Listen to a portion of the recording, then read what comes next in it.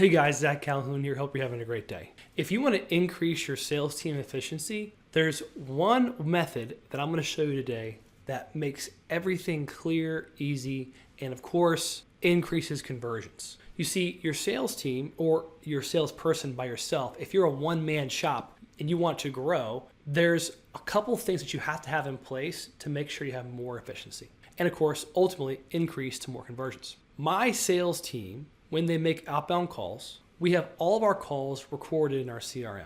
The audio recordings are there. So I can know when they call, are they saying the right things? Are they not making calls at all? Are they calling the wrong person? Are we navigating this triage of numbers that waste a bunch of time, and is our call efficiency much lower? And is there call reporting in place that I can look at and see who's making more calls and why, right? Well, what I love about call recordings and why these are so important is that I know how I would sell something. And maybe if I can get 80% of what I could do 100%. If I can get 80% solution, I'm gonna be pretty happy. But if I get a 20% solution of what I would do, then I would consider that an inefficient way, a rapport breaking process, and that would be bad, right? So how do I know if my sales team is actually doing a good job? Well, simple.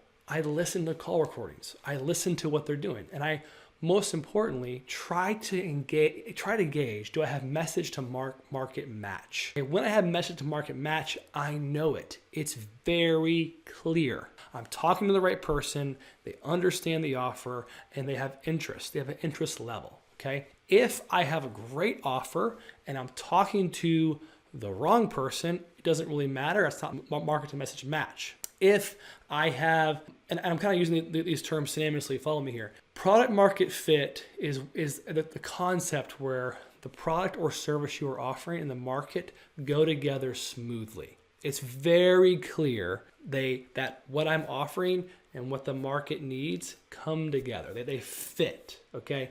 You know when you have this. And you also know when you don't have it.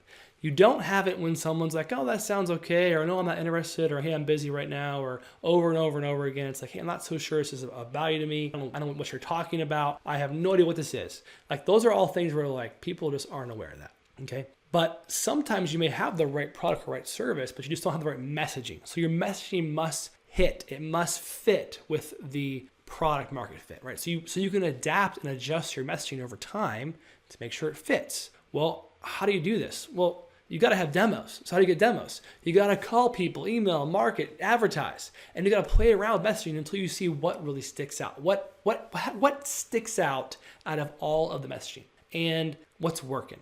And over time, as you talk to an industry or a niche, you'll hear certain words, phrases, terminology that sticks out and is important to them. And if I can get this hurdle solved, then I probably will get more engagement as we make more cold calls or more cold outreach, etc. And if I can get better cold call outreach and cold email outreach and advertising to convert or to engage well, I'm going to increase more demos. I'm going to have more conversions and ultimately more sales. Okay, so how do we do this? Well, you got to be the founder. You got to be the owner. You got to be the number one salesperson on your team. This is a big deal. And this is what I do.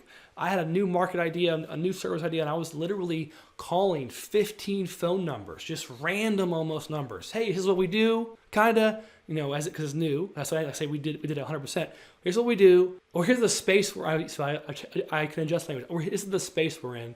Who do I talk to over there about this?